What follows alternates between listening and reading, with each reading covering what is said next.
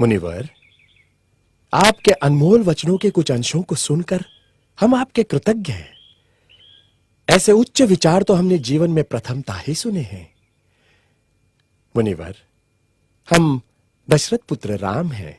अहोभाग्य हमारे, आज इस आश्रम की भूमि आपके आगमन से पावन हो गई। स्वयं प्रजापालक ही हमारे आतिथ्य में आए हैं।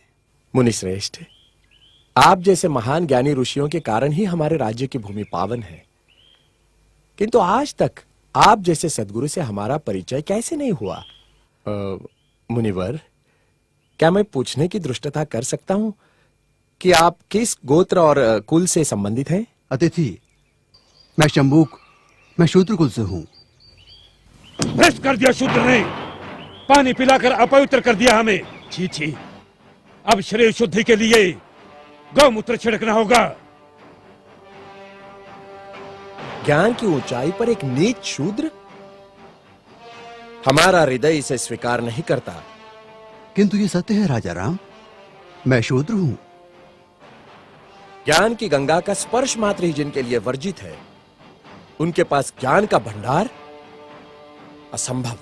तभी तो राम राज्य में अराजकता फैली है। राम, क्या आपको ज्ञात है कि धर्मानुसार आपका अपराध जघन्य है?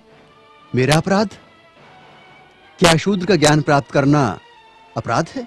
हाँ, अपराध है, जिसके कारण हमारे राज्य में एक ब्राह्मण पुत्र की अल्पायु में मृत्यु हो गई। हे कर्तव्यनिष्ठ राम, बड़े ही दुख के साथ मुझे कहना पड़ रहा है कि निष्कारण ही आप मुझे ब्राह्मण पुत्र की मृत्यु का दोषी ठहरा रहे हैं, जिस घटना से मेरा कोई संबंध नहीं, उसका मुझ पर। राजा राम, मैं न कहता था जिसका जो कार्य है वही कार्य उसे करते रहना चाहिए, नहीं तो ये शूद्र भी एक दिन अपना सर उठाकर हमको ज्ञान पढ़ाएंगे। राजा राम, तुमको असंगत कहेंगे। शंभुक, तुमने धर्म की मर्यादा का उल्लंघन किया है। मैंने किसी धर्म की मर्यादा का उल्लंघन नहीं किया है। मैं एक ही धर्म को मानता हूं, वो धर्म है प्रकृति का धर्म, और उसके अनुसार सभी मानव समान हैं। न कोई ब्राह्मण है, न कोई शूद्र है। देखा इसकी जीवा कैसी लप लपा रही है। भविष्य में शास्त्र धर्म की शिक्षा लेकर तुम राजा राम को ही आह्वान दोगे। ऋषि, हमें किसी राजसत्ता और वैभव की लालसा नहीं है। हमें तो सिर्फ एक मानव जैसा जीवन व्यतीत करना है, और फिर बस समाप्त करो तुम्हारे वचन। 2 अक्षर क्या पढ़ लिए, हमें ही ज्ञान की भाषा सिखाने लगे। राम, ये अपराधी है और इसे दंड मिलना ही चाहिए, नहीं तो ऐसे पापियों के कारण हमारे राज्य में आपत्ति आ सकती है। आपके धर्म की पाप और पुण्य की कल्पना से मैं अच्छी तरह परिचित हूं। वो सारा पाखंड आपने अपने स्वार्थ के लिए रचा है और सारी प्रजा को मूर्ख बना रहे हैं। अपनी वाणी को रोको शंभुक। हम अपने परम पूज्य गुरु का और अपमान नहीं सह सकते। तुमने धर्मोल्लंघन किया है, जिसके कारण हमारे राज्य में एक ब्राह्मण पुत्र की अल्पायु में मृत्यु हो गई। हम अपने राज्य के ब्राह्मणों को और व्यथित नहीं कर सकते शूद्र। किंतु ब्राह्मण पुत्र की मृत्यु का कारण मैं कैसे हो सकता हूं? हे राजन, बड़ी नम्रता से दुस्साहस कर रहा हूं। आप तनिक अपने मन दर्पण में झांक कर तो देखें, तो आपको पता चलेगा कि आज की और कल की आपकी छवियों में कितना अंतर पड़ा है।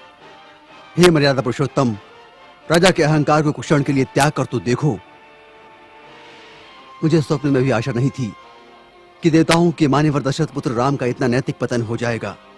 किसी ने बस कह दिया तो आपके सोचने की शक्ति क्षीण हो गई। राजदंड की आड़ में ऋषियों का वध करने के लिए उद्युक्त हो गए। दोषी मैं नहीं राजा राम, अपितु ब्राह्मण पुत्र की मृत्यु के लिए दोषी आप हैं। अपनी विष उगलती जिह्वा को रोको शंभुक। मुझे भयभीत करने की चेष्टा न करो राम। जब जब किसी शूद्र ने परंपरागत सामाजिक दास्तां की बेड़ियां तोड़ने की चेष्टा की, तब तब धर्मांधों ने उसकी हत्या कर दी। मुझे मृत्यु का भय नहीं राम। एक शंभुक जाएगा तो दूसरा शंभुक निश्चित ही पैदा होगा। शंभुक, मैं राम, स्वाभिमान और स्वतंत्रता का लघु जीवन भी दास्ता और अपमान से भरे दीर्घायु से कई गुणा सुकर है। अब यदि एक भी शब्द तुम्हारे मुख से और निकला तो मैं सत्य हूं और सत्य की कभी मृत्यु नहीं होती।